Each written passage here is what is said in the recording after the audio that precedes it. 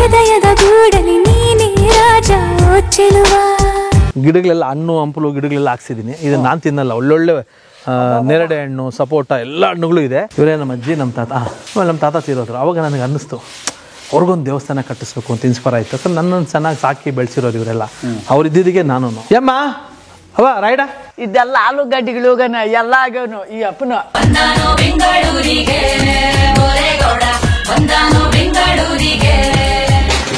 ಇದನ್ನು ನಮ್ಮ ಅಜ್ಜಿ ತಾತನ ಸಮಾಧಿ ಸರ್. ಇದು ನನ್ನ ತಂದೆ ಜಾಗ. ನನ್ನ ತಂದೆಯವರು ಸಂಪಾದನೆ ಮಾಡಿದ್ದು. ಆವಾಗ ಈ ಜಾಗದಲ್ಲೇ ನಾನು ಬೋರ್ವೆಲ್ ಹಾಕಬೇಕು, ದುಡಿಬೇಕು, ರೈತ ಆಗಬೇಕು ಅಂತೇಳಿ ಇದೊಂಥರ ಕಾಡು ಏರಿಯಾದೆಲ್ಲ. ಈ ಜಾಗದಲ್ಲಿ ಬೋರ್ವೆಲ್ ಮಾಡಿ ದುಡಿಬೇಕು ಅಂತ ನಾನು ಬೆಂಗಳೂರಿಗೆ ಬಂದವನು. ಬೇಸಿಕ್ಲಿ ಬಂದಿರೋದು ಈ ನಿಮ್ಮ ತಂದೆಯವರ ಅಥವಾ ಆನ್ಸೆಸ್ಟ್ರಲ್ ಪ್ರಾಪರ್ಟಿ 2.5 ಎಕರೆಗೆ ಒಂದು ಬೋರ್ವೆಲ್ ಹಾಕ್ಸಕ್ಕೆ ಕಾಸು ಸಂಪಾದನೆ ಮಾಡಕ್ಕೆ ನಾನು ಬಂದಿದ್ದು ಬೆಂಗಳೂರಿಗೆ. ಈ ನೀವೆಲ್ಲ ಬರೀತಿರಲ್ಲ ಸಿನಿಮಾದವರು, ತಾಯಿಗೆ ಬಳೆ ಮಾಡ್ಸಕ್ ಬಂದ, ಸಮಾಧಿ ಗೋರಿ ಕಟ್ಟಕ್ ಬಂದ, ಇಂಥದ್ದೆಲ್ಲ ಸಿನಿಮಾಗಳು ಮಾಡ್ತಿರಲ್ಲ ನೀವೆಲ್ಲ. ಅಲ್ಲ ಸರ್, ನಿಜ ಸರ್. ಅದನ್ನು ಇವತ್ತು ನಾನು ಸುಳ್ಳು ಹೇಳೋದ್ರೆ ಏನೋ ಒಂದು ಹೇಳ್ಬೋದು, ಆದರೆ ಅದಲ್ಲ ಸತ್ಯ ಸರ್. ನಾನು ಮ್ಯಾಕ್ಸಿಮಮ್ ಹಾನೆಸ್ಟಿಯಾಗಿರೋಕ್ಕೆ ಟ್ರೈ ಮಾಡ್ತೀನಿ. ಮ್ಯಾಕ್ಸಿಮಮ್ ಯಾಕೆ ಗೊತ್ತಾ ಸರ್, ಸುಳ್ಳನ್ನು ಬಚ್ಚಿಟ್ಕೊಂಡು ಒದ್ದಾಡಬೇಕು ಸರ್. ಸತ್ಯಗೆ ಯಾಕೆ ಸರ್ ಬಚ್ಚಿಟ್ಕೋಬೇಕು? ಇನ್ನು 10 ವರ್ಷ ಆದಮೇಲೆ ಕೇಳಿದ್ರು ಸತ್ಯನೇ, ಇನ್ನು 100 ವರ್ಷ ಆದಮೇಲೆ ಕೇಳಿದ್ರು ಅದು ಹಂಗೆ ಇರಬೇಕು. ಆಮೇಲೆ ನನ್ನನ್ನೆಲ್ಲ ಫಾಲೋ ಮಾಡ್ತಿರ್ತಾರೆ. ಈಗ ನಾನು ಸುಳ್ಳು ಹೇಳೋದು ಅವನು ಸುಳ್ಳು ಹೇಳೋದು ಕಲಿತಾನೆ, ನನ್ನ ಫ್ಯಾಮಿಲಿ ಸುಳ್ಳು ಹೇಳೋದು ಕಲಿಯುತ್ತೆ. ನಮ್ಮ ಹುಡುಗರು ಗೊತ್ತು, ನಮ್ಮ ಸರ್ ಏನಿದ್ದಾರೆ ಇವ್ರು ಕೇಳಿ, ನಾನು ಎಷ್ಟು ಆನೆಸ್ಟಿಯಾಗಿರ್ತೀನಿ ಅಂತ ಅವ್ರಿಗೆ ಗೊತ್ತು. ಸೊ ಇದು ನಮ್ಮ ಅಜ್ಜಿ ತಾತನ ಸಮಾಧಿ ಸರ್. ಸರ್ ಇದು ಗಿಡಗಳೆಲ್ಲ ಹಣ್ಣು ಹಂಪಲು ಗಿಡಗಳೆಲ್ಲ ಹಾಕ್ಸಿದ್ದೀನಿ. ಇದನ್ನು ನಾನು ತಿನ್ನಲ್ಲ. ಒಳ್ಳೊಳ್ಳೆ ನೇರಳೆ ಹಣ್ಣು, ಸಪೋಟ ಎಲ್ಲ ಹಣ್ಣುಗಳು ಇದೆ. ಫುಲ್ಲು ಎಲೆಗಿನ್ನ ಹಣ್ಣು ಜಾಸ್ತಿ ಇದೆ. ಇದು ಯಾರು ಗೊತ್ತಾ ಸರ್ ತಿನ್ನೋದು? ನಾನು ತಿನ್ನಲ್ಲ ಸರ್ ಇದನ್ನು. ನೋಡಿ ಇಲ್ಲಿ ಕೆಲಸ ಮಾಡ್ತಾರಲ್ವ ಇವರು, ಅಥವಾ ಇಲ್ಲಿ ದಾರಿಯಲ್ಲಿ ಹೋಗೋರು, ಹಣ್ಣುಗಳು ನೇರಳೆ ಹಣ್ಣುಗಳು ತುಂಬ ದಪ್ಪ ಬಿಡುತ್ತೆ. ಓಕೆ, ನಾನು ಕಿತ್ಕೊತಿದ್ದು ಯಾರಿಗೂ ಬೈಲ್ಲ ಸರ್. ಹಾಕಿರೋದೇ ಹಣ್ಣು ತಿನ್ನೋದಕ್ಕೆ. ತಿಂದು ಬಿಟ್ಬಿಡಿ ಅಂತೀನಿ ನಾನು. ಯಾರೋ ಬಂದು ಕಿತ್ಕೋತಾರೆ, ಬೈಯೋದು ಅದೆಲ್ಲ ಮಾಡಲ್ಲ ನಾನು. ಇಲ್ಲ ಕೇಳಿ ಅವ್ರನ್ನ.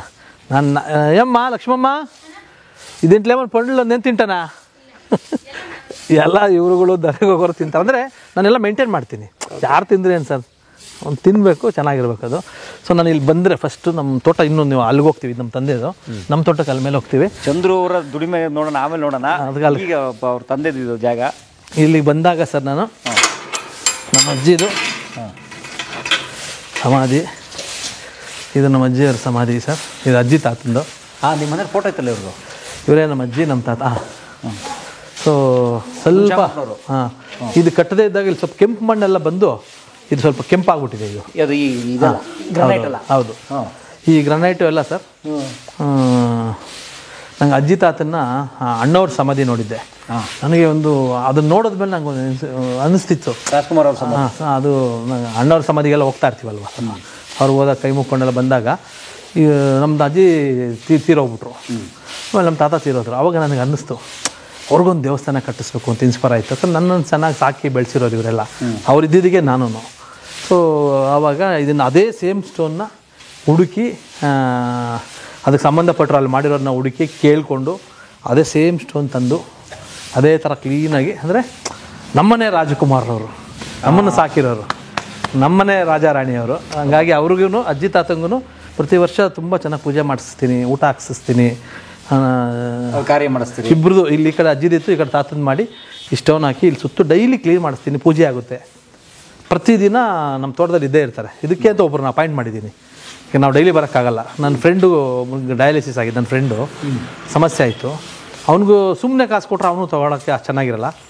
ಅದಕ್ಕೆ ಅವ್ನಿಗೇನು ಮಾಡಿದೆ, ಅವ್ನು ಕೆಲಸ ಕೊಟ್ಟಂಗೆ ಕೊಟ್ಟು ಅವ್ನು ಕೆಲಸ ಮಾಡೋಕ್ಕಾಗಲ್ಲ ಪಾಪ. ಕೇಶವ ನೀನೊಂದು ಈ ಕೆಲಸ ಮಾಡಿ, ಕನ್ನಕೇಶವ ಅಂತ ಅವನು ಇವತ್ತು ಡಯಾಲಿಸ್ಗೆ ಹೋಗಿದ್ದಾನೆ, ಇರ್ತಿದ್ದಿಲ್ಲ ಅಂದರೆ ಅವ್ನಿಗೊಂದು ಜೀವನಕ್ಕೂ ಆಗಲಿ ಅಂತೇಳಿ ಅವ್ನಿಗೂ ಮಂತ್ಲಿ ಪೇಮೆಂಟ್ ಕೊಡ್ತೀನಿ. ಅವ್ನಿಗೇನು ಕೆಲಸ ಅಂದರೆ ಡೈಲಿ ಬಂದು ಹೂವು ಇಟ್ಟು ಕಡ್ಡಿ ಹಚ್ಚಿ ಈ ಜಾಗನ ನೀಟಾಗಿ ಕ್ಲೀನ್ ಮಾಡಿಕೊಂಡು ಅವನಿಗೆ ಪಾಪ ಮಾಡಿಸ್ತಾನೆ. ಅವನೇನು ಮಾಡೋಕ್ಕಾಗಲ್ಲ.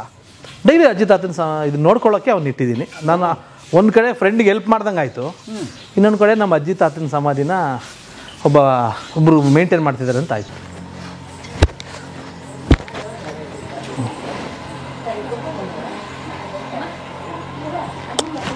ಡೈಲಿ ಬಂದು ನನ್ನ ಫಸ್ಟ್ ಶುರುವಾಗೋದು ಇಲ್ಲಿದೆ ಸರ್. ಬಂದು ಗಾಡಿ ನಿಲ್ಲಿಸಿ ನಮ್ಮ ಅಜ್ಜಿ ತಾತನಿಗೆ ಒಂದು ಹಾರ ತರ್ತಿದ್ದೆ. ಇವತ್ತು ಅಲ್ಲಿ ತಿಂಡಿ ಮಾಡ್ಕೊಂಬರುತ್ತೆ. ಬಂದು ಒಂದು ಹಾರ ಹಾಕ್ಬಿಟ್ಟು ಇಲ್ಲಿಂದ ಕ್ಲೀನಾಗಿ ಮಿಕ್ಕಿದ್ದು ನನ್ನ ಜರ್ನಿ ಸ್ಟಾರ್ಟ್ ಆಗುತ್ತೆ. ಎಷ್ಟನೇ ವಯಸ್ಸಲ್ಲಿ ಇದ್ದಾಗ ತೀರ್ಕೊಂಡ್ರಿ ನಿಮ್ಮ ತಾತ? ಸರ್ ನಾನು ಪ್ರೇಮ್ ಖಾನಿ ಮಾಡುವಾಗ. ನಿಮ್ಮ ಡೈರೆಕ್ಟರ್ ನೋಡಿದೆ ಸರ್. ನಮ್ಮ ತಾತ ತೀರ್ಕೊಂಡಿದ್ದು ನಿಮ್ಗೆ ಹೇಳೋದು 105 ವರ್ಷ ಬದುಕಿದ್ರು. ನೋಡಿ ಅವ್ರ ಡೇಟ್ ಆಫ್ ಬರ್ತ್ ನೋಡಿ, ಶತಾಯುಷಿ. ನಮ್ಮ ಅಜ್ಜಿ 102 ವರ್ಷ ಇದ್ದರು. ಆಯಿತಾ. ನಮ್ಮ ತಾತ ಸರ್ ಸತ್ತಿದ್ದು ಒಂದು ಇದು ಹೇಳ್ತೀನಿ. ನಾನು ನಮ್ಮ ತಾತನ ಜೊತೆ ಜಾಸ್ತಿ ಒಡನಾಟ ಬಿಡಿ ನನಗೆ. ನಾನು ಚಿಕ್ಕ ಮಗುವಿಂದ ನಮ್ಮ ತಾತ ಅಜ್ಜಿ ಸೆಂಟ್ರಲ್ ನಾನು ಮಲಗ್ತಿದ್ದು. ನಮ್ಮ ತಾತ ಹೇಳಿದ ಮಾತುಗಳೇ ನನಗೆ ಇನ್ಸ್ಪಿರೇಷನ್ ಎಲ್ಲ. ತುಂಬ ಇಡೀ ಊರು ಕೊಂಡಾಡುತ್ತೆ.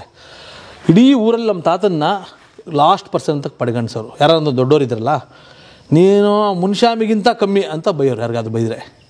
ಅಂದರೆ ನಮ್ಮ ತಾತ ಕೆಲಸ ಮಾಡೋನು, ನಾಲೆಡ್ಜ್ ಇಲ್ಲ ಪಾಪ, ತುಂಬ ಒಳ್ಳೆ ಮನುಷ್ಯ.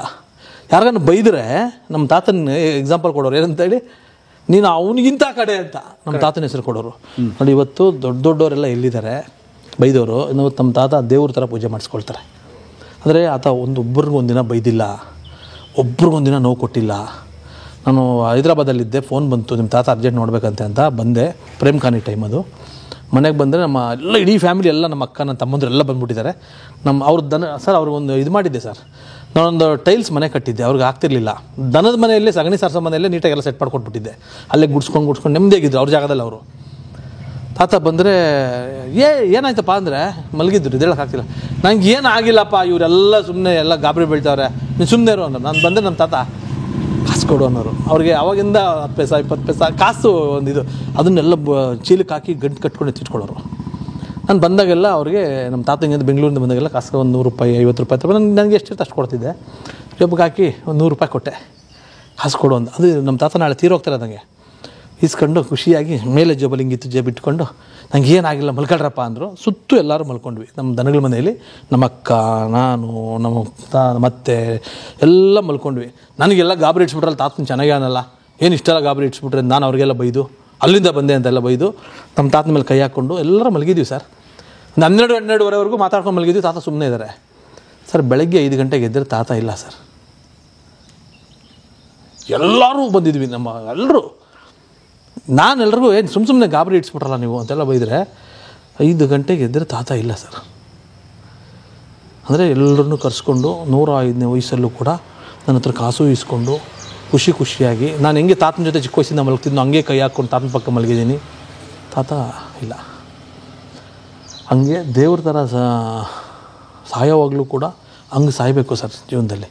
105ನೇ ವಯಸ್ಸಲ್ಲೂ ಒಂದು ನೋವು ಪಡದೆ, ಒಬ್ಬರ ಹತ್ರ ಕೆಲಸ ಮಾಡಿಸ್ಕೊಳ್ಳದೆ, ಒಂದು ಏನು ಅಂದ್ಕೊಳ್ಳದೆ ತೀರೋದನು ಅಂತ. ಅವ್ರ ಲೈಫಲ್ಲಿ 2 ಊಟ ಅವ್ರಿಗೆ. ನಮ್ಮ ಅಜ್ಜಿನಷ್ಟೇ 102 ವಯಸ್ಸು. ನಮ್ಮ ಅಜ್ಜಿನೂ ಅದೇ ಥರ ಒಬ್ಬರ ಹತ್ರ ಒಂದು ಸರ್ವಿಸ್ ಮಾಡಿಸ್ಕೊಳ್ಳದೆ ನಾನು. ಬಟ್ ಏನಾದರೂ ನಮ್ಮ ಅಜ್ಜಿ ಸಾಯೋವಾಗ ಜೊತೆಗಿರೋಕ್ಕಾಗಲಿಲ್ಲ ಅನ್ನೋದು ನನಗೆ ಇವತ್ತಿಗೊಂದು ಪಶ್ಚಾತ್ತಾಪ ಇದೆ. ಹೋಗುವಾಗ ನನಗೆ ಪಾಪ ಮಾತಾಡಿದ್ರು, ಇರು ಏನಕ್ಕೆ ಹೋಗ್ತೀಯ, ನಾನು ನಮ್ಮ ವೈಫು ಎಲ್ಲ ಹೋಗ್ತಾಯಿದ್ದೆ, ಇರು 2 ದಿನ ಅಂದರು. ಇರಾಮೋ ನೀನು ಹೇಳ್ಬಿಟ್ರೆ ಇರೋಕ್ಕಾಗ್ತದಾ, ಅಲ್ಲಿ ಕೆಲ್ಸಗಳವೆ ಅಂತ ಹೇಳ್ಬಿಟ್ಟು ನಾನು ಹೋದೆ. ಹೋದರೆ 3 ದಿನಕ್ಕೆ ಅವರು ಅಷ್ಟೇ ಇದ್ದಕ್ಕಿದ್ದಂಗೆ ಏನೋ ಸ್ವಲ್ಪ ಬ್ರೀತಿಂಗ್ ಸಮಸ್ಯೆ ಆಗಿದೆ. 102 ವರ್ಷದಲ್ಲಿ.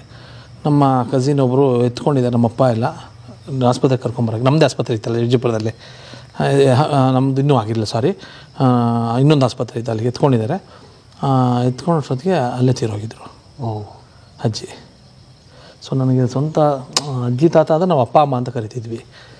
ಅದು ಬೇರೆ ಫೀಲ್. ನಮ್ಮನ್ನು ಜೊತೇಲಿ ಇಟ್ಕೊಂಡು ಹಾರ್ಡ್ ವರ್ಕ್ ಮಾಡಿಕೊಂಡು. ಆಮೇಲೆ ನಮ್ಮ ತಾತ ಏನೂ ಓದಿಲ್ಲ ಅಂದರೂ ನನ್ನ ಮಾತು ಹೇಳೋರು ಸರ್. ಮುಂದೆ ಬರೋ ಕೋಪನ ನಮ್ಮಪ್ಪನ ಮೇಲೆ ಏನೋ ಕೋಪ ಮಾಡಿದ್ರೆ ನನಗೆ ಹತ್ಕೊಂಡು ನಮ್ಮ ತಾತನಿಗೆ ಹೇಳ್ತಾಯಿದ್ದೆ, ದೂರು ಹೊಡೆದು ಹಂಗೆ ಅಂತ. ದೊಡ್ಡ ಹೊಡಿತಾ ಹೇಳೋರು, ಬುದ್ಧಿ ಹೇಳೋರು, ನಗ್ತಾ ಹೇಳೋರು, ಕೆಳ ಹೇಳೋರು. ಮುಂದೆ ಬಂದಿರೋ ಕೋಪನ ತಡಿ ಇಟ್ಕೋಬೇಕಪ್ಪ, ಒಳ್ಳೇದಾಗ್ತದೆ. ಅಂದರೆ ಒಂದು ತೆಲುಗು ಸ್ಟೈಲಲ್ಲಿ ಒಂದು ಶ್ಲೋಕ, ಒಂದು ವಚನ ಥರ ಒಂದು ಮಾತು ಹೇಳೋರು ಸರ್, ಗಾದೆ ಮಾತು ಥರ. ಒಂದೊಂದು ಗಾದೆ ನಮ್ಮ ತಾತ ಹೇಳಿರೋ ಇವತ್ತು ಒಂದೊಂದು ಸಿನಿಮಾ ಮಾಡ್ಬೋದು ಸರ್. ನಾನು ಒಂದೊಂದು ನಮ್ಮ ತಾತ ಜನರು ಅವ್ರಿಗೇನು ನಾಲೆಡ್ಜ್ ಇಲ್ಲ ಪಾಪ. ಆ ನಾಲೆಡ್ಜಲ್ಲೇ ನನಗೆ ನಮ್ಮ ತಾತ ಕೋಪ ಬಂದು ನಮ್ಮಪ್ಪನ ಬೈಕೊಂಡು ನಾನು ಬಂದು ಇಲ್ಲಿ ನಮ್ಮಪ್ಪ ಅಲ್ಲಿ ಬೈದೆ, ಇಲ್ಲಿ ನಮ್ಮ ತಾತನ ಪಕ್ಕ ಕೂತ್ಕೊಂಡು ಬುಡ್ಡಿ ದೀಪ ಹಚ್ಬಿಟ್ಟು ಬರ್ಕೊಂಡು ಕೂತ್ಕೊಂಡು ಅಳ್ತಾ ಬೈಕೋತಾ ಇದ್ದೆ. ನಿನ್ನ ಮಗನ ಹಂಗಂತಾನೆ, ನಿನ್ನ ಮಗನ ಹಿಂಗಂತಾನೆ ಅಂತಂದರೆ, ಕೋಪ ಮಾಡ್ಕೊಂಬೇಡ, ಏನು ಅನ್ಬೇಡ, ಮುಂದ್ರೊಚ್ಚಿನ ಕೋಪ ಅನ್ಕೋ ರಾಜ ಅಂತ ಒಂದು ರಾಜನ ಕತೆ ಹೇಳೋರು. ಆ ರಾಜನಿಗೆ ಹಿಂಗೆ ಆಯ್ತಂತೆ ಅಂತ ಒಂದು ಸೂಪರ್ ಕತೆ ಹೇಳೋರು. ಅದಕ್ಕೊಂದು ಮುಂದೆ ಬಂದು ಕೋಪನ ಬಿಡಬೇಕು ಅನ್ನೋದು ನನಗೆ ಇವಾಗ ಗೊತ್ತಾಗ್ತಾಯಿದೆ. ಈ ಥರದ್ದು ತಾತ ಒಂದು ಕೋಪ ಬಂದಾಗೆಲ್ಲ ಒಂದು ಚಿಕ್ಕ ಕತೆ ಹೇಳೋರು ನನಗೆ. ಒಂದು ಡೈರೆಕ್ಟರ್ ಆಗೋಕ್ಕೆ ಅವರು ಕೂಡ ನನಗೆ ಒಂದು ಇನ್ಸ್ಪಿರೇಷನ್ನು. Story telling. ನಮ್ಮ ತಾತ ನನ್ನ ಕೋಪನ ಕಡಿಮೆ ಮಾಡೋಕ್ಕೆ ಅವರು ನಿಧಾನಕ್ಕೆ ನನ್ನ ಕತೆ ಹೇಳೋರು. ಆಯ್ತು ನಿಂದು ಇದೇ ಆಯಿತು, ಮಗನಲ್ಲಿ ಬಿಟ್ಕೊಡ್ತೀಯ, ಮಲ್ಕೊ ನೀನು ಅಂತೇಳಿ ನಮ್ಮ ತಾತನ ಮೇಲೆ ಒಂದು ಕಾಲು ಹಾಕಿ ನೈಟು ಮಲ್ಕೊಂಡ್ಬಿಡ್ತಿದ್ದೆ. ಈಗ ನಮ್ಮ ಅಜ್ಜಿ ನಮ್ಮ ತಾತ ಇಬ್ಬರು ಮಧ್ಯದಲ್ಲಿ ನಾನು ದನಗಳ ಮನೆಯಲ್ಲಿ, ನಮ್ಮಪ್ಪ ಮನೆಯಲ್ಲಿ ದನಗಳ ಮನೆ ಹಿಂದೆ ಕೊಟ್ಟಿಗೆ ಥರ ಅಂದರೆ ಸ್ವಲ್ಪ ಒಂದು ರೋಡ್ ಅಡ್ಡ, ಅದಕ್ಕೂ ಇದು ಊರಲ್ಲಿ ತೋರಿಸ್ತೀನಿ. ಅಲ್ಲೊಂದು ಮಲ್ಕೊಂಡ್ಬಿಡ್ತಿದ್ದೆ ಚಿಕ್ಕ ವಯಸ್ಸಿದ್ದಾಗ. ಗ್ರೇಟ್ ಸೊ ಹಂಗಾಗಿ ಅವ್ರ ನೆನಪು ಯಾವತ್ತೂ ಇದಾಗಬಾರ್ದು ಅಂತೇಳಿ ಸರ್ ಅವ್ರಿಗೆ ನೀಟಾಗಿ ಮಳೆ ಎಲ್ಲ ಬರದೆ ಅವ್ರು ಬದುಕಿದ್ದಾಗ ಹಿಂಗೆ ನೋಡ್ಕೊಳಕ್ಕಾಗಿಲ್ಲ ಪಾಪ ಅವ್ರನ್ನೆಲ್ಲ ಸರಿಯಾಗಿ. ನನಗೂ ನಾಲೆಡ್ಜ್ ಇರಲಿಲ್ಲ, ಆವಾಗ ತಾನೇ ಡೈರೆಕ್ಟರ್ ಆಗಿದ್ದೆ. ಬದುಕು ಇವೆಲ್ಲ ಕಟ್ಕೊಳ್ಳೋದು ತುಂಬ ಇತ್ತು, ಗೊತ್ತಾಗಿಲ್ಲ ನನಗೆ. ಅವರು ಅದನ್ನು ಎಕ್ಸ್ಪೆಕ್ಟ್ ಮಾಡ್ತಿರ್ಲಿಲ್ಲ. ಈಗ ಅವ್ರು ಇಲ್ಲ, ಅಟ್ಲೀಸ್ಟ್ ಅವ್ರು ನೆನಪಾದರೂ ಉಳಿಬೇಕು ಅಂತೇಳಿ ಈಗ ನಾನು ಬಂದ್ಕೊಂಡು ನನ್ನ ತಮ್ಮಂದರು, ನನ್ನ ಮಕ್ಕಳು, ನನ್ನ ತಮ್ಮನ ಮಕ್ಕಳು ಎಲ್ಲ ಬರ್ತೀವಿ. ಮನೆಯೆಲ್ಲ ಪೂಜೆಗೆ ಬಂದ್ವಿ. ಅವ್ರಿಗೆ ಅವರ ವ್ಯಾಲ್ಯೂಯೇಷನ್ಸ್ ಹೇಳ್ಕೊಡ್ತೀನಿ. ಇಲ್ಲಿ ಎಲ್ಲ ಒಂದು 2 ತಾಸು 3 ತಾಸು ಇದ್ದು ಇಲ್ಲೊಂದು ಅಡುಗೆ ಗಿಡ ಮಾಡಿ ತಿಂದು ಅವ್ರಿಗೆ ಇವರು ವ್ಯಾಲ್ಯೂಸ್ನ ಅವ್ರಿಗೆ ತುಂಬ್ತೀನಿ. ಸೊ ಅವ್ರ ಮುಖೇನ ಅವರು ಕಲ್ತ್ಕೊಂಡಂಗಾಗುತ್ತೆ, ನನಗೂ ಅವರು ರೀಕಾಲ್ ಆಗ್ತಾರೆ.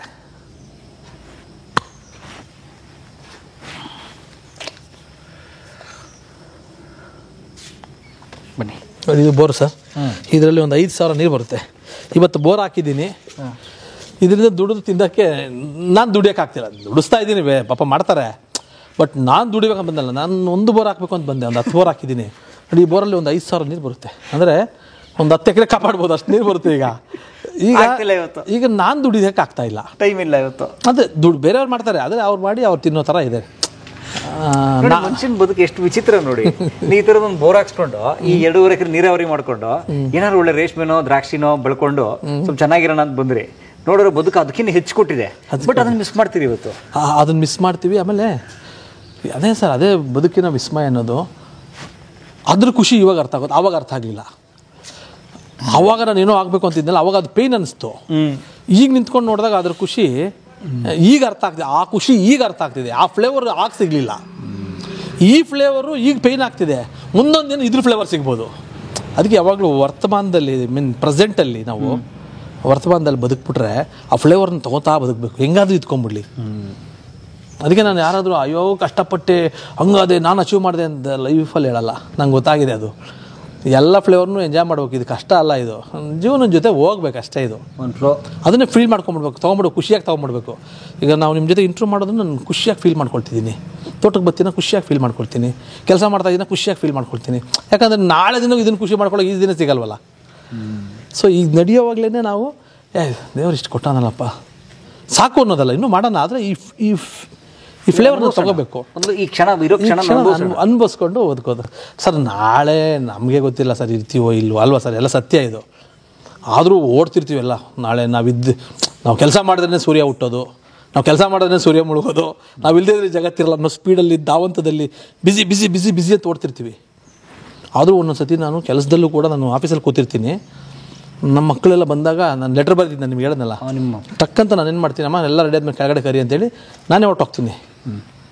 ನಮ್ಮ ಟಕ್ಕಂತ ಹೋಗಿ ಗಾಡಿ ಎತ್ಕೊಂಡು ಅವ್ರನ್ನ ಸ್ಕೂಲ್ಗೆ ಬಿಟ್ಬಿಟ್ಟು ಅವ್ರಿಗೆ ಸ್ಕೂಲ್ಗೆ ಅಪ್ಪ ಟಾಟಾ ಮಾಡ್ತಾರಲ್ಲ ಸರ್, ಅವೆಲ್ಲ ಮಿಸ್ ಮಾಡ್ಕೋಬಾರ್ದು ಅಂತೇಳಿ ಚಿಕ್ಕ ಗ್ಯಾಪಲ್ಲೇ ಅದನ್ನೆಲ್ಲ ಯೂಸ್ ಮಾಡ್ಕೊಳ್ತಾ ಇದ್ದೀನಿ. ಅಂದರೆ ನಾಳೆ ದಿನ ನನ್ನ ಮಗ ನಮ್ಮಪ್ಪ ಬಿಡ್ತಿರ್ಲಿಲ್ಲ ಅದು ಇದು ಅವನಿಗೆ. ಆಮೇಲೆ ನಾನು ಅವನ ಹತ್ರ ಸರ್ಟಿಫಿಕೇಟ್ ತೊಗೊಳೋದಕ್ಕಿಂತ ಆ ಫೀಲನ್ನು ನಾನು ಮಿಸ್ ಮಾಡ್ಕೋಬಾರ್ದು. ನನಗೆ ತೃಪ್ತಿ ಆಗಬೇಕು. ಆಮೇಲೆ ಇದು ನಾಳೆ ಒಂದಿನ ಅವನಿಗೂ ಅನಿಸುತ್ತೆ. ನನ್ನ ತಂದೆ ನಾನು ಯಾಕೆ ನೆನೆಸ್ಕೊತಾ ಇದ್ದೀನಿ, ನನ್ನ ತಂದೆ ಕಾರಲ್ಲಿ ಕರ್ಕೊಂಡು ಹೋಗಿಲ್ಲ ಅಂತಲ್ಲ, ಸೈಕಲಲ್ಲಿ ಗಡಾರ ಮೇಲೆ ಕರ್ಕೊಂಡು ಹೋಗೋರು. ಆ ಫೀಲ್ ಇವತ್ತು ನೆನೆಸ್ಕೊತಾ ಇದ್ದೀನಿ. ಅವ್ರು ಕರ್ಕೊಂಡು ಹೋಗದೇ ಇದ್ದಿದ್ರೆ, ಅವರು ಕುಡ್ದು ಪಡೆದು ಎಲ್ಲ ಬಿಟ್ಟಾಕಿದ್ದಿದ್ರೆ ನಮ್ಗೆ ಎಮೋಷನ್ಸ್ ಬರ್ತಿರ್ಲಿಲ್ಲ. ಒಂದು ಬುಕ್ ತಂದರೆ ಬೈಂಡಿಂಗ್ ಮಾಡಿಕೊಡೋರು ಇದ್ದಿದ್ರಲ್ಲ, ಅವ್ರಿಗೆ ಇದ್ದಿದ್ರಲ್ಲೇ ಅವರು. ಸೊ ನಮಗಿದ್ದಿದ್ರೆ ನಾವು ಅವ್ರ ಮೇಲೆ ಫೋಕಸ್ ಮಾಡಿದ್ರೆ ನಾಳೆ ನಮಗೆ ಏಜ್ ಆಗಿ ಮಕ್ಕಳಾಗ್ತೀವಲ್ಲ, ಆಗ ಅವರು ನಮ್ಮನ್ನು ತಂದೆ ತಾಯಿ ಜಾಗದಲ್ಲಿ ನಿಂತು ನೋಡ್ಕೋತಾರೆ. Super sir. ನೀವು ನಿಮ್ಮ ಸಿನಿಮಾದಲ್ಲಿ ಯಾಕಷ್ಟು ಎಮೋಷ್ನಲ್ ಪಾಯಿಂಟ್ ಇರ್ತದೆ ನಮ್ಗೆ ಅರ್ಥ ಆಗೋಯ್ತು ಈಗ.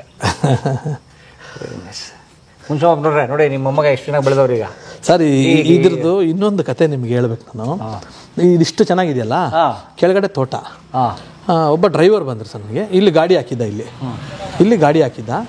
ನಾನು ಕೆಳಗಡೆ ಯಾವಾಗ ಇಲ್ಲಿ ಕೆಲಸ ಮಾಡ್ತಿದ್ದೆ, ಕೆಲಸ ಮಾಡಿಸ್ತಿದ್ದೆ ಅವಾಗ. ಇದೊಂದು 7-8 ವರ್ಷ ಇದ್ದೆ. ಕೆಳಗಡೆ ಹೋಗಿ ನಾನು ಅಲ್ಲಿ ಫುಲ್ಲು ಕೆಳಗಡೆ ಇದ್ದೀನಿ, ಕೆಲಸ ಮಾಡಿಸ್ತಾ ಇದ್ದೀನಿ. ಇವನು ಇಲ್ಲಿ ಕಾರಲ್ಲಿದ್ದ. ನಾನು ಡ್ರೈವರ್ ಪಾಪ ಅವನೇನು ಕೆಲಸ ಬಂದಮೇಲೆ ಅವನೇನು ಮಾಡ್ತಾನೆ ಡ್ರೈವರು. ಅಲ್ಲಿದ್ದವನೇನು ಮಾಡಿದ್ದಾನೆ, ಬಂದು ಇಲ್ಲಿ ಮಲಗಿದ್ದಾನೆ ಸರ್. ಇದ್ರ ಮೇಲೇನೋ ಅದ್ರ ಮೇಲೆ ಮಲಗೋದೋ ಇದ್ರ ಮೇಲೆ ಮಲಗೋದೋ ಗೊತ್ತಿಲ್ಲ ನನಗೆ. ಡ್ರೈವರ್ ಬಂದು ಇಲ್ಲಿ ಮಲಗಿದ್ದಾನೆ. ನಾನು ಕೆಳಗಡೆ ಇದ್ದೀನಿ. ಜೋರಾಗಿ ಅಣ್ಣ ಅಂತ ಕಿರ್ಚ್ಕೊಂಡು ಓಡಿ ಬಂದು ಅಳ್ತಾ ಇದ್ದಾನೆ. ಏನಾಯ್ತು ಅಂದ್ರೆ, ಅಣ್ಣ ಯಾರು ಕತ್ತಿಸ್ಬಿಟ್ರು ಅಣ್ಣ. ಎಲ್ಲೋ ಕಾರಲ್ಲೇನೋ ಅಂದ್ರೆ, ಇಲ್ಲಣ್ಣ ಅಂದರೆ ಇಲ್ಲಿ ಮಲಗಿದ್ದಣ್ಣ, ಇದ್ರ ಮೇಲೆ ಮಲಗಿದ್ದಣ್ಣ, ಕತ್ತಿಸ್ಬಿಟ್ರಣ್ಣ ಸರ್ ಅಂದ. ಅಯ್ಯೋ ನನ್ನ ಮಗ ಏನಾಯ್ತು, ನೀನು ಯಾಕೋ ಸಮಾಧಿ ಮೇಲೆ ಯಾಕೋ ಮಲಗಿದೆ ಅಂತ. ಸರ್ ಇದೇ ಸಮಾಧಿ ಮೇಲೆ ನಾನು 1,000 ಸತಿ ಬಂದು ಇಲ್ಲಿ ಆರಾಮಾಗಿ ಮಲ್ಕೋತೀನಿ. ನಾನು ನೆಮ್ಮದಿಯಾಗಿ ಒಂದ್ಸತಿ ಗಾಡಿಯಲ್ಲಿ ಹಾಕ್ಬಿಟ್ಟು ನಮ್ಮ ತಾತ ನೆನಪಾದರೆ ಬಂದು ಇಲ್ಲಿ ಮಲ್ಕೋತೀನಿ. ನಾನು ಖುಷಿಯಾಗಿ ನಿದ್ದೆ ಬರುತ್ತೆ. ನಮ್ಮ ತಂದೆ ಬಂದು ಆವಾಗ ಇಲ್ಲಿ ಕೆಲಸ ಮಾಡ್ತಿದ್ದಾರಲ್ಲ, ಈಗ ಆಗ್ತಿಲ್ಲ. 18 ವರ್ಷದಿಂದ ನಮ್ಮ ತಂದೆನೂ ಇಲ್ಲೇ ಬಂದು ರೆಸ್ಟ್ ತೊಗೋಬೇಕು, ಇಲ್ಲೇ ಮಲ್ಗೋರು ಈ ಕಲ್ ಮೇಲೆ ತಣ್ಣಗಿರುತ್ತೆ ಅಂತ. ನಮಗೆ ಒಂದು ದಿನ ಏನೂ ಆಗಿಲ್ಲ. ಯಾರೋ ಒಬ್ಬ ನನಗೆ ಗೊತ್ತಿಲ್ಲದೆ ಒಬ್ಬರು ಡ್ರೈವರ್ ಮೇಲೆ ಬಂದರೆ ಅವ್ನು ಹಿಂಗಂದು ಇದನ್ನು ಕಾಕತಾಳಿ ಏನೋ ಅವನು ಇದೋ ನಂಗೆ ಗೊತ್ತಿಲ್ಲ. ಅವನು ಸ್ವಲ್ಪ ಯಂಗ್ಸ್ಟರು, 22 ಹುಡುಗ, ಇನ್ನೂ ಫಿಟ್ನೆಸ್ ಆಗಿರೋ ಹುಡುಗ, ಕಿಂಚ್ಕೊಂಡು ಹಿಂಗಂದ. ಇದನ್ನು ಯಾಕೆ ಹೇಳಿದ್ರೆ ಇವೆಲ್ಲ ಏನಂತಾರ ಗೊತ್ತಿಲ್ಲ ನನಗಿದು. ವಿಸ್ಮಯಗಳ, ಕಾಕತಾಳೀಯಗಳ, ಅಥವಾ ಮನಸ್ಸಿನ ಭಾವನೆಗಳ. ಅವ್ನ ಮನಸ್ಸಿನ ಭಾವನೆ ಅದು ಅಲ್ಲೇ ಇರೋನು, ಇಲ್ಲಿಗೆ ಬರ್ತಾನೆ ಇರಲಿಲ್ಲ ಅವನು. ಇವೆಲ್ಲವೂ ತರ್ಕಕ್ಕೆ ನಿಲುಕದ್ದು. ಸುಮ್ಮನೆ ಹಂಗೆ ಹೇಳಿದೆ, ಅದು ಏನೇನು ಬುದ್ಧಿವಂತರು ಏನು ಅಂದ್ಕೊಳ್ತಾರೋ ಇದಕ್ಕೆ. ಅಷ್ಟು ಈಗ ಊರಿಗೆ ಹೋಗಿ ಅಪ್ಪ ಅಮ್ಮನ ಮಾತಾಡಿಸ್ಕೊಂಡು ಆಮೇಲೆ ಈ ಕಡೆ ಎಂಟ್ರಿ ಓಕೆನಾ? ಬನ್ನಿ ಸರ್. ಮುಂಜಾನೆ ವೇಳೆ ಚಿಲಿಪಿಲಿ ಕಲರವ ಕೇಳಿ ನಾ ಮರೆತು ಬಿಟ್ಟೆ. ಯಮ್ಮ ಅವ ರಾಯ್ಡ ನೋಡಿ ಈಗಪ್ಪ ರಾಮೇಡ ಊರಿಗೆ ನೋಡಿ ಈಗ ಪಾಪ ಹೆಜ್ಜೆ ಇದ್ದಾರೆ ಸರ್. ಹಾಂ ಇವರೆಲ್ಲ ಇದೆಲ್ಲ ಆಲೂಗಡ್ಡೆಗಳು ಎಲ್ಲ ಆಗ್ಯವನು ಈ ಅಪ್ಪನು. ಇವರು ನಾನು ಬಿಡಿಸೋದು ಅಜ್ಜಿ ನಾನು ಹಿಂಗೆ ಒದಿಸಿ ಬಿಟ್ಟು ಬಿಡಿಸಿ ಈ ಅದ್ಯಾರೋ ಒಂದು ಪಿಕ್ಚರ್ ಅಮ್ಮನು ನಾನು ಹೇಳೋದು ಈ ಅಪ್ಪನು ಬರೆಯೋದು ಎಲ್ಲ ಮಾಡಿ ಅವಿನ ಸ್ವಾಮಿ ಇಲ್ಲವರು ಸುಮ್ಮನೆ ನಮಗೆ ಅವಾಗೆ ಒಂದು ಇವ್ರು ಇತ್ತಲ್ಲ ಸರ್. ಅದು ಎಷ್ಟು ಹುಡುಗನು ಓದೋದು ಚಿಕ್ಕ ಹುಡುಗ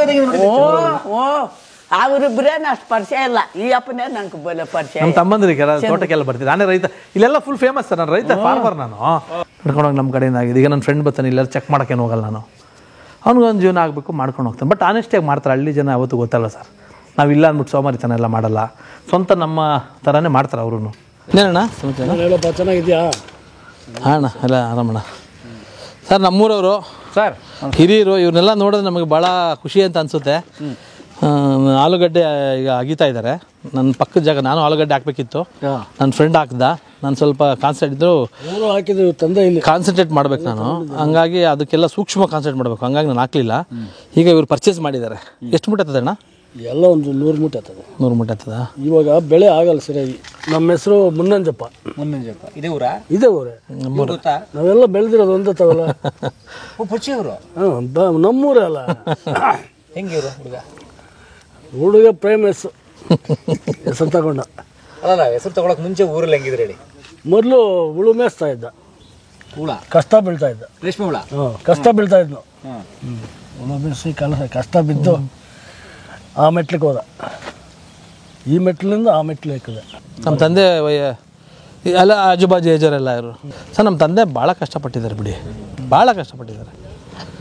ಹೌದು, ನಾನು ಚಿಕ್ಕ ವಯಸ್ಸು ಇಷ್ಟಿದ್ದೆ ಸರ್. ಇದೆಲ್ಲ ಕಾಡು ಅವಾಗ. ಈಗ ಇದೆಲ್ಲ ನಾನು ಮಾಡಿಸಿದ್ದು ಸರ್. ಇದು ಬಂದು ಎಲ್ಲ ಇವ್ರು ಮಾಡಿಸಿದ್ದು ಇದೆಲ್ಲ. ತಂದೆ ಏನು ಮಾಡಿಲ್ಲ.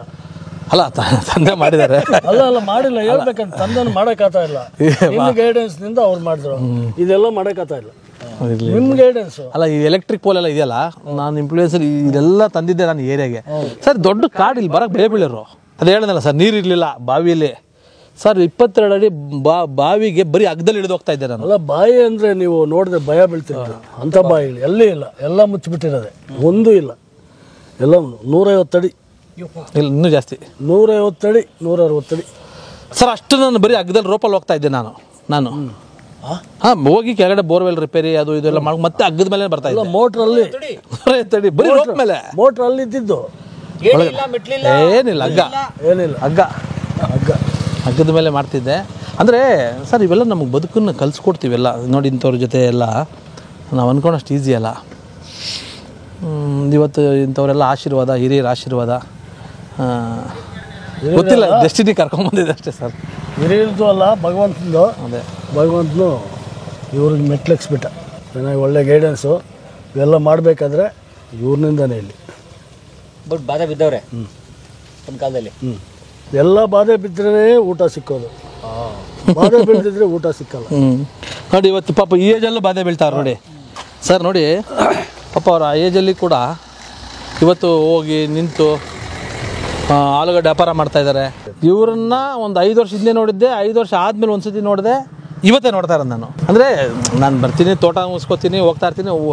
ಊರಲ್ಲಿ ನಾನು ಎಲ್ಲ ಕೆಲಸಕ್ಕೂ ನಾನು ಅಲ್ಲಿ ಪ್ರೆಸೆಂಟ್ ಇಲ್ಲದೆ ಹೋದ್ರೂ ಒಂದು ಜಾತ್ರೆ ಆಗೋದಾಗ್ಬೋದು, ಒಂದು ದೇವಸ್ಥಾನ ಆಗ್ಬೋದು, ನಾನು ಎಲ್ಲದಕ್ಕೂ ನನ್ನ ಸಹಕಾರ ಇದೆ. ಫಸ್ಟ್ ನಮ್ಮ ಊರು ನನಗೆ ಪ್ರಾಮಿನೆನ್ಸು. ಏನಣ್ಣ ಹೆಸರು ಬಿಡು, ಹೆಸರು ಐತೆ, ಹೆಸರು ತಗೊಂಡೆ ಸರ್. ಹೆಸರು ಅಂದರೆ ಡೈರೆಕ್ಟ್ರಾಗಿ ಅಂತಲ್ಲ. ಇವತ್ತು ನಮ್ಮ ಊರು ಅಂತಂದರೆ ನಾನು ಪ್ರತಿ ಕೆಲಸಕ್ಕೂ ಭಾಗವಹಿಸ್ತೀನಿ. ಪ್ರತಿ ಕೆಲಸಕ್ಕೂ ನಾನು ಭಾಗವಹಿಸಿ ನಾನು ಹೋಗ್ತೀನಿ ಅಂತಲ್ಲ. ಒಂದು ಜಾತ್ರೆ ಆಗಬೇಕಂದ್ರೆ ಏನೇ ಕೆಲಸ ಆಗ್ಬೇಕು ನನ್ನ ಮನೆ ಅಂತ ನಾನು ಮಾಡೋದು, ನನ್ನ ಮನೆ ಇದು ಅಂತ ಮಾಡೋದು ನಾನು.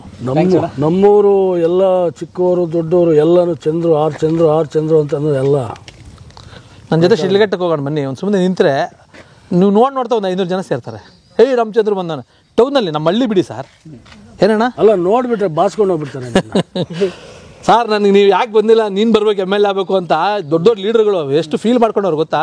ಇವರು ಟೌನಲ್ಲಿ ಇರ್ತಾರೆ, ಕೇಳಿ, ಟೌನಲ್ಲಿ ಬಿಸ್ನೆಸ್ ಮ್ಯಾನ್ ಇವರು. ಸರ್ ನನಗೆ ನಾನು MLA ಸುಮ್ಮನೆ ನೀನು ಅಂತ ನಾನು ನೀನು ಬರಬೇಕಪ್ಪ ನೀನು. ನಾನು ತುಂಬ ಕೆಲಸಗಳು ಮಾಡಿದ್ದೀನಿ ಸರ್, ಗಿಡ ಇರ್ಬೋದು, ಗಿಡಗಳು ತುಂಬ ನಮ್ಮ ತಾಲೂಕಿಗೂ ನಮ್ಮ ಸ್ಕೂಲಲ್ಲಿ ಪ್ರೋಗ್ರಾಮ್ಸ್ ಇರ್ಬೋದು ನಾನು ಎಲ್ಲ ಮಾಡಿದ್ದಾರೆ.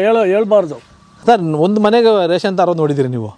ನನ್ನ ಇಡೀ ಊರಿಗೇನೆ ಕರೋನಾ ಅಂತಂದರೆ ಎಲ್ಲರ ಮನೆಗೂ ರೇಷನ್ ತಂದು ಲೋಡ್ಗಳು ನಿಲ್ಲಿಸಿ ಎಲ್ಲ ಯಾರಿಗೆಲ್ಲ ಎತ್ಕೊಂಡು ಹೋಗ್ಬೋದು. ನಾನು ಒಂದು ಹೇಳಿದ್ನಲ್ಲ, ಸಾರಿ ಪದೇ ಹೇಳ್ಬಾರ್ದು, ಒಂದು ಬೆಡ್ಶೀಟು, ಒಂದು ಈ ಥರ ಏಜ್ ಆಗಿರೋ ಒಂದು ಸ್ವೆಟ್ರಿಂದ ಕಾನ್ಸಂಟ್ರೇಟ್ ಮಾಡ್ತೀನಿ ನಾನು. ನಮ್ಮ ಅಪ್ಪ ಒಬ್ಬನೇ ಅಂತಲ್ಲ, ಈಗ ಅಣ್ಣ ಇದ್ದಾರೆ, ಅವ್ರ ಮೇಲೂ ಫೋಕಸ್ ಮಾಡ್ತೀನಿ ನಾನು. ಜಗಳ ಆಯಿತು, ಈಗ ನೀವು ನೋಡಿದ್ರೆ ಪ್ರದೀಪ್ ಈಶ್ವರ್ ಅವರು ನೋಡಿದ್ರಲ್ವಾ, ಯಾರೋ 2 ಪಾರ್ಟಿಗೆ ಜಗಳ ಆಯಿತು, ಪಾರ್ಟಿ ಇಡ್ಸಲ್ಲ ನಾನು. ಇಬ್ಬರನ್ನೂ ಹೇಳಿ ಇಬ್ರಿಗೂ ರೆಡಿ ಮಾಡಿ ಪ್ರದೀಪ್ ಈಶ್ವರ ಆಗಲಿ ಯಾರೇ ಆಗಲಿ ಹೇಳ್ಬಿಟ್ಟು ಸಾಲ್ವ್ ಮಾಡಿಸ್ತೀನಿ.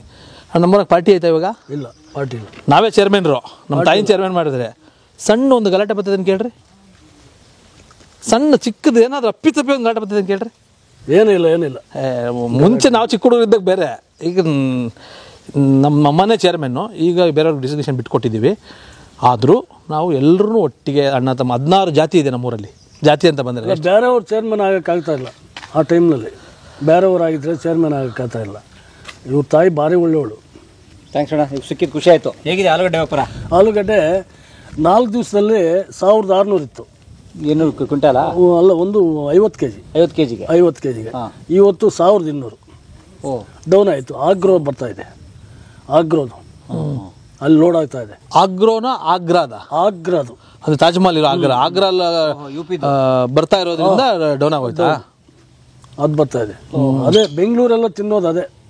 ನಮ್ಮ ಲೋಕಲ್ ಆಲೂಗಡ್ಡೆ, ನಮ್ಮ ಲೋಕಲ್ದು. ಈ ಲೋಕಲ್ ಬೆಂಗಳೂರಿಗೆ ಹೋದ್ರೆ ಖುಷಿ, ನಮ್ಮದು ಟೇಸ್ಟ್ ಇರ್ತದೆ. ಅದು ಟೇಸ್ಟ್ ಇರಲ್ಲ.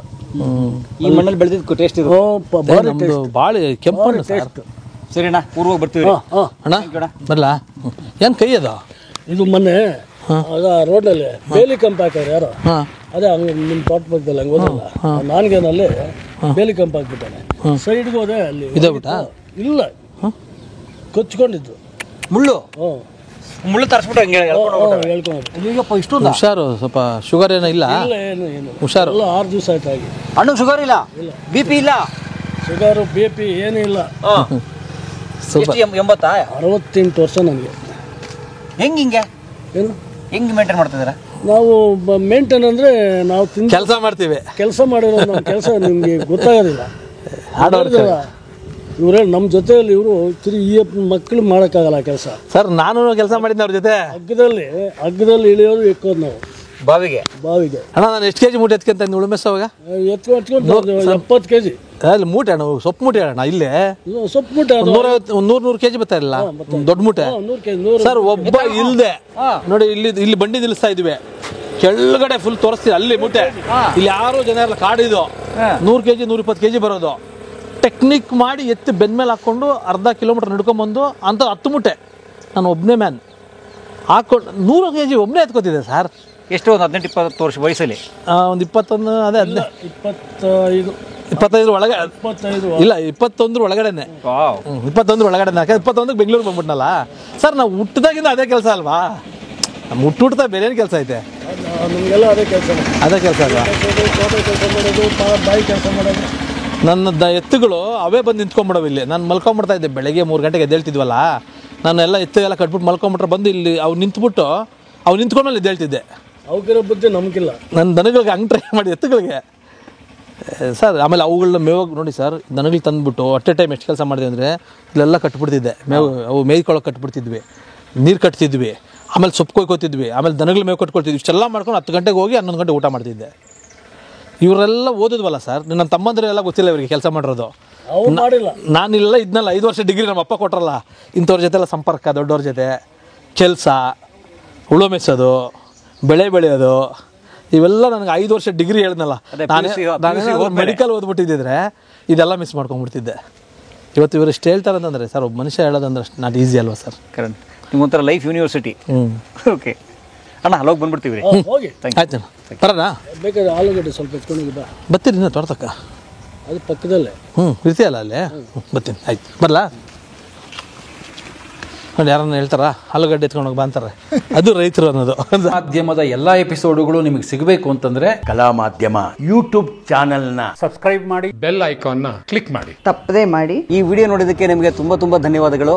ಪುಸ್ತಕಗಳನ್ನ ಓದು ಮನಸ್ಸನ್ನ ಅರಳಿಸುತ್ತೆ, ಬುದ್ಧಿಯನ್ನು ಚುರುಕು ಮಾಡುತ್ತೆ, ಕಾಣದ ಹೊಸ ಲೋಕವನ್ನು ಪರಿಚಯಿಸುತ್ತೆ. ಹಾಗಾಗಿ ಓದುವ ಸಂಸ್ಕೃತಿ ಹೆಚ್ಚಾಗ್ಲಿ. ಧನ್ಯವಾದ.